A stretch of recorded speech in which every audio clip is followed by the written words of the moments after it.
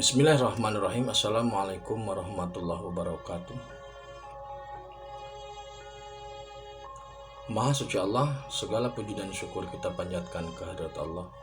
Semoga kita selalu dalam bimbingan rahmat dan ridha Allah Subhanahu wa taala. Subhanallah walhamdulillah, astagfirullah wa Allahu akbar. Kembali saya dari tim Raja Nusantara. Kali ini akan membahas tentang membumikan Al-Quran.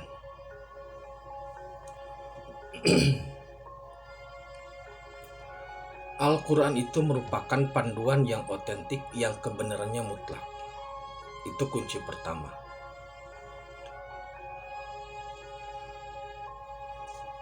Kesucian Al-Quran itu terletak pada pada fisiknya maksudnya. Dan kemudian juga kesucian itu terletak pada kandungan isinya. Ketika saya masih kecil, teknik membawa Al-Quran, teknik menyimpan Al-Quran itu diatur karena sebagai bentuk penghormatan kita terhadap kitab suci. Makanya untuk memegang Al-Quran itu harus wudhu dulu sebagai bentuk penghormatan terhadap kesucian fisik Al-Quran. Namun kemudian, apakah selesai di situ? Jawabannya tidak.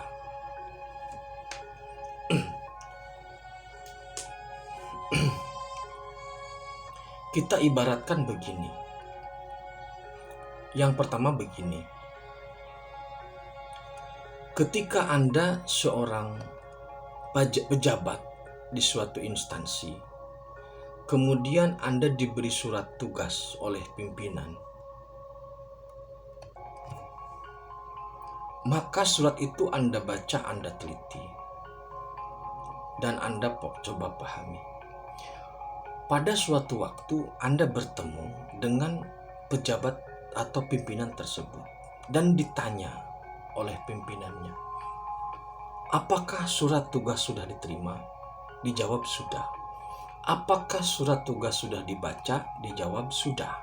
Apakah surat tugas sudah dipahami? Dijawab sudah. Apakah sudah dilaksanakan? Jawabannya kembali, sudah saya terima, sudah saya baca, dan sudah saya pahami.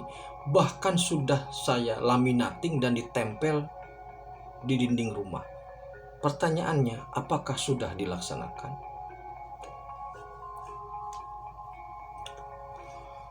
Itu analogi pertama. Yang kedua, jika Anda seorang ahli hukum, katakanlah hukum hukum pidana lah, ahli hukum pidana, atau bisa lebih sederhananya kita sebut pengacara. Yang paham hukum kan salah satunya pengacara. Seorang pengacara itu biasanya dia sangat memahami detail-detail hukum, ayat per ayat, pasal per pasal, bab per bab dari kitab undang-undang hukum pidana. Bahkan untuk hukum tata negara, dia memahami undang-undang yang lebih tinggi.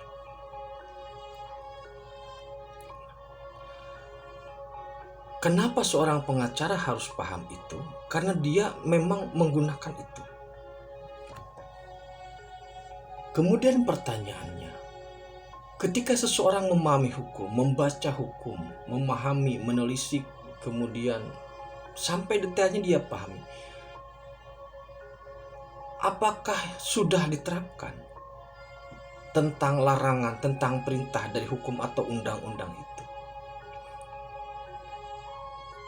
Kenapa demikian? Karena contoh sederhana begini, yang membuat undang-undang itu kan Dewan Perwakilan Rakyat. Apakah Dewan itu sudah melaksanakan undang-undang itu? Tentang perintah dan larangan. Pengacara yang tahu hukum apakah sudah melaksanakan atau sudah menghindar dari larangan-larangan hukum itu? Jadi jangan sampai ketika kita paham hukum itu kita gunakan alat untuk ngeles bahasa lainnya, atau untuk mencari celahnya. Itulah yang dimaksud dengan pembenaran terhadap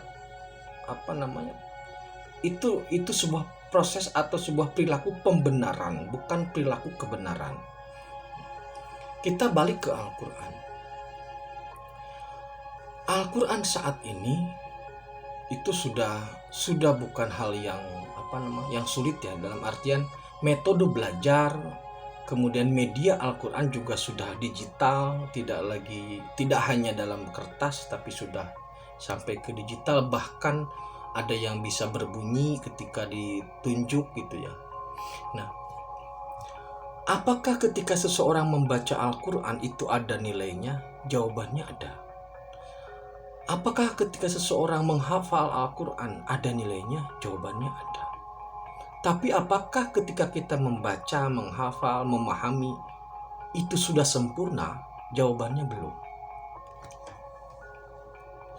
Karena sebenarnya yang Allah kehendaki terkait dengan hukum itu atau terkait dengan Al-Quran itu harusnya membumi. Dalam artian perilaku kita itu harus selaras dengan Al-Quran, sebagaimana halnya yang dicontohkan oleh Rasulullah. Makanya kan Rasulullah dikatakan sebagai Al-Quran berjalan.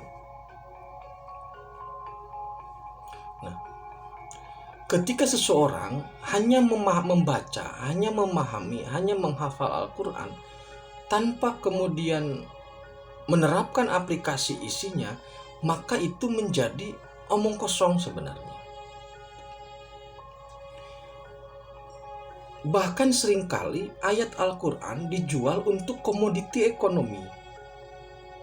Baik itu berupa ayat yang dipesan, maksudnya ayat dipesan itu ayat yang digunakan untuk kepentingan tertentu, atau memang ayat itu tidak diperdagangkan.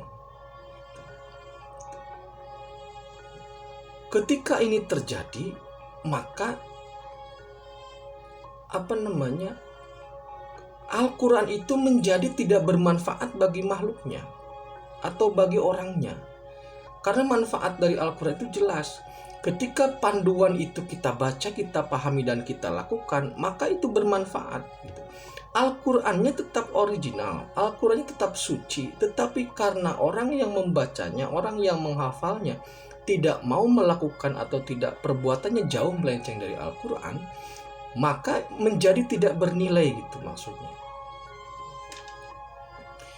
Jadi kerusakan itu bukan karena faktor Al-Qur'annya, jelas bukan, pasti bukan, tapi karena faktor manusianya. Nah, bagaimana kemudian caranya agar ini bisa membumi? Sebenarnya sederhana kalau menurut saya.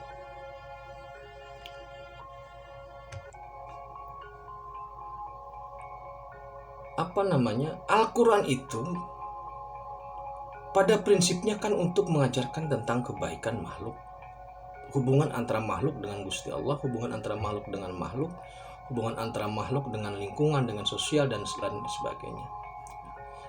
Ini harus dibumikan, ini harus diterapkan, tidak berhenti pada mimbar-mimbar atau pada tablik tertentu. Karena kalau berhenti di situ, tidak dibumikan, tidak menyerap, itu menjadi percuma. Walaupun ayat itu sedikit yang bisa kita serap, yang kita bisa laksanakan, itu lebih baik daripada hanya omong kosong, berteriak tentang Al-Quran di mana-mana. Apakah kejadian saat ini seperti itu? Sepertinya iya, untuk beberapa atau untuk sebagian orang. Jadi banyak yang terjebak pada pengagungan terhadap ayat, banyak yang terjebak pada keagungan terhadap ayat Al-Quran, banyak yang terjebak pada keagungan ayat suci Al-Quran, tetapi tidak mengaplikasikan dalam kehidupan sehari-hari. Jadi untuk bisa menjadi afalnya Allah, maka terapkan Al-Quran dalam kehidupan kita sehari-hari. Dalam video saya sebelumnya tentang lama Buddha, lama Tluba, lama Maksuda, dan lama Juda ilallah, itu merupakan sebuah bentuk af'alnya Allah. Nah, untuk bisa mencapai itu, maka kita harus bisa menerapkan Al-Quran dalam kehidupan kita sehari-hari. Sederhananya beginilah, kenapa ngaji jalan, mengikuti ceramah, mengikuti tablik, tapi korupsi? Kenapa ayat digunakan untuk mencaci maki orang lain? Kenapa ayat digunakan untuk menjustifikasi untuk melakukan pembenaran diri dan menyalahkan orang lain? Atau kadang-kadang menggunakan ayat yang dianggap aman. Jadi supaya laku, supaya diundang ceramah, maka gunakan ayat-ayat yang soft, yang lembut. Ada juga yang seperti itu. Jadi membuminya Al-Quran sebenarnya memang harus dimulai, harus diberikan contoh oleh orang-orang yang memahami, oleh figur-figur yang memahami, oleh tokoh-tokoh yang memahami. Jika tokohnya, figurnya masih bertentangan antara ayat yang dia ucapkan dengan perilaku yang dilakukan, maka umat pun sepertinya tidak bisa.